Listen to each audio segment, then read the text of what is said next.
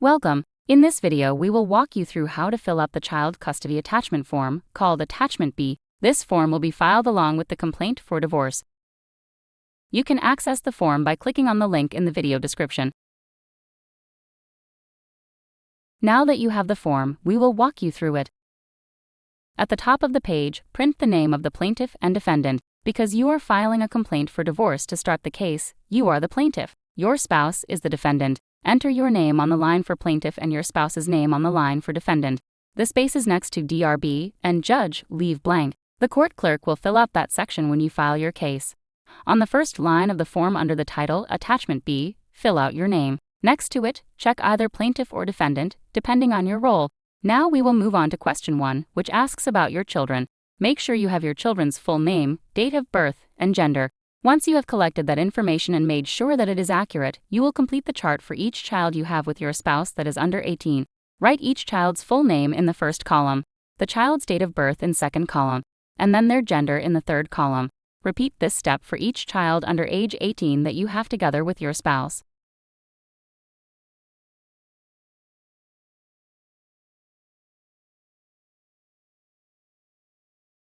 Next, question 2 asks you about the relationship between you and your children in this case. You can check only one option. You can choose the option that best describes your situation. Check the first option if you are the biological or adoptive parent. Check the second option if you are a caretaker. This means you are not a biological parent but have been caring for the children. Write your relationship to the child. For example, grandparent, brother, or aunt. Check the third option if you are not the child's biological parent, adoptive parent, or caretaker. Then, write what your relationship is to the child, for example, godparent or teacher. On the second page, question 3 asks you about your spouse's relationship to your children in the case. You can check only one option. Choose the option that best describes your situation. Check the first option if your spouse is the child's biological or adoptive parent. Check the second option if your spouse is the child's caretaker. Then state their relationship to the child, for example, grandparent, sibling, or aunt. Check the third option if your spouse has another relationship to the child. Then write your spouse's relationship to the child. An example may be a step-parent. Next, question 4 asks you why DC is the proper place to hear this case. You can choose the option that best describes your situation. You can check option 1 if your child currently lives in DC and has lived here for at least 6 months immediately before you file the complaint. This means DC is the child's home state. You can choose option 2 if your child does not currently live in DC, but DC was their most recent home state. This applies if the child has been away from DC for less than 6 months before you file the complaint, and a parent or a person acting as a parent continues to live in DC. You can choose option 3 if the child's home state is not DC or the home state has declined to exercise jurisdiction because DC is the more appropriate forum, and the child and at least one parent or person acting as a parent have a significant connection to DC, and there is substantial evidence available in DC concerning the child's care, protection, training, and personal relationships. You can choose option 4 if all the states that could handle your case choose not to because DC is the more appropriate court to decide custody of the child. You can choose option 5 if there is no other court with the authority to handle child custody. This means that you and your child have no connections to any other state.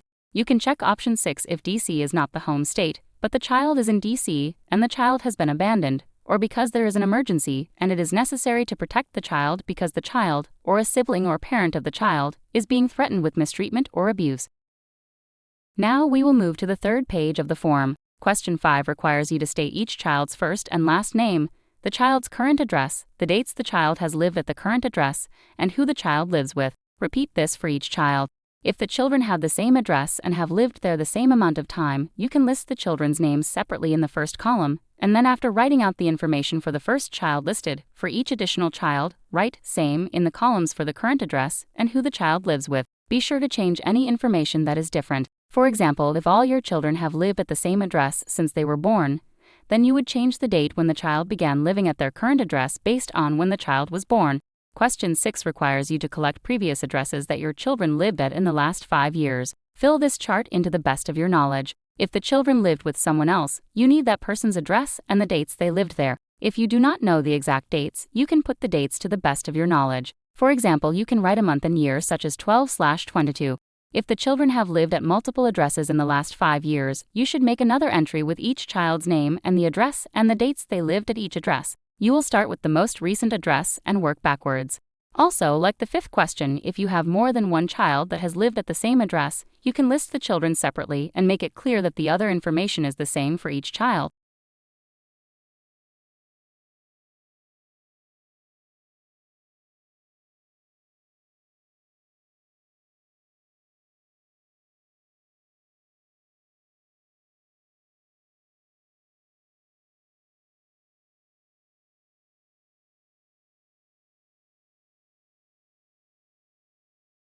Question 7 asks about people who are not a party to the case, such as someone other than you and your spouse, who your child is living with or who claims to have rights to your child. For example, the child may be staying with a grandparent or someone who claims to have custody. It may also be someone you know is asking for custody, such as a third party, sibling, or grandparent. If this question applies to your situation, you can write the person's first and last name in the first column and their current address in the second column. If this section does not apply to you, you can skip this question. On the fourth page, question 8 asks if there are any other cases involving the children. You can choose one of the options below.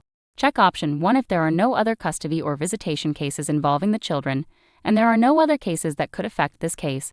Check option 2 if there are custody or visitation cases involving the children or other cases that could affect this case. For example, other cases about divorce, child support, domestic violence, or neglect. Then write down the court name, case number, case type, and date of court decision. If the case is still pending, then write pending in the date of determination column. You should list each case separately.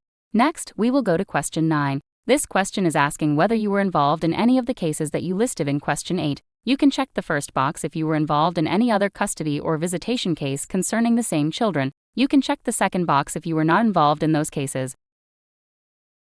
In question 10, the court wants to know if you are asking for joint legal custody or sole legal custody. Legal custody is when a person has the right and responsibility to make decisions about the important things in the child's life, such as where they go to school, when they go to the doctor, if they meet therapy, and what religion they are raised in. Joint legal custody generally means you share decision-making authority with another person. Sole legal custody means only one parent gets to make major decisions about your child. The court also wants to know what you are asking for regarding physical custody. Physical custody means who the child lives with. For example, you can ask for joint physical custody or sole physical custody, or for the other parent to have visitation with your child. Joint physical custody allows for the child to stay with both parents, and the parents split the time. For example, the child may live with you for half the week or every other week and live with the other parent for the other days. Joint custody does not necessarily mean time with the child is split 50-50. Sole physical custody means the child completely or mostly lives with one parent. Visitation means you can see and have contact with your child while the child lives with the other parent. You can also request supervised visitation. In D.C., the courts generally assume parents should have joint custody of their children unless there is a specific reason why they shouldn't. If you want sole custody, question 12 gives you several options to explain why joint custody should not be awarded in this case. You can check all the reasons that apply to your case. The options listed are: there has been domestic violence, there has been child abuse, there has been child neglect, there has been parental kidnapping, and/or a joint custody is not in the best interest of the child or children. You can check all the options that apply. The court uses a list of factors in the law to help decide the best interest of the child. Please see the link in the video description to review the factors. Question 13 gives you several options about visitation. You can choose all the options that apply. Check option 1 if you want to work out a visitation schedule on your own with the other party in the case. Check option 2 if you need the court's help in coming up with a specific schedule of visitation. Check option 3 if you want visitation to be supervised and explain the reason in the space provided below. Check option 4 if you don't want the other party to have any visitation and explain the reason in the space provided below. Question 14 asks about child support. You can check the first option if you are asking for child support, and the second option if you are not asking for child support. If you are asking for child support, you will also have to fill out Attachment C, required information for child support. Lastly, you need to sign and date the form. If everything you filled out is true and accurate to the best of your knowledge, information, and belief, then sign your name on the first line and print your name below it. On the third and fourth line, write an address where the court can send you mail. On the third line labeled Home Address 1, write your house or building number, street name, quadrant, for example Southwest, and any apartment number. On the fourth line labeled Home Address 2, write your city, state, and zip code. If you list someone else's address because you fear harassment or harm if your address is known, check the box that says Substitute Address. Fill out the date on the right-hand side. Make sure to date the form with the date you completed it. Then fill out your telephone number and email address that is best to reach you at. That's it for video 5 of the series. Thanks for watching. If you want to learn how to fill out the attachment for child support, please watch the next video. How to fill out the child support form, attachment C. If you want to learn more about other steps in the divorce process, check out the rest of the videos on our YouTube channel.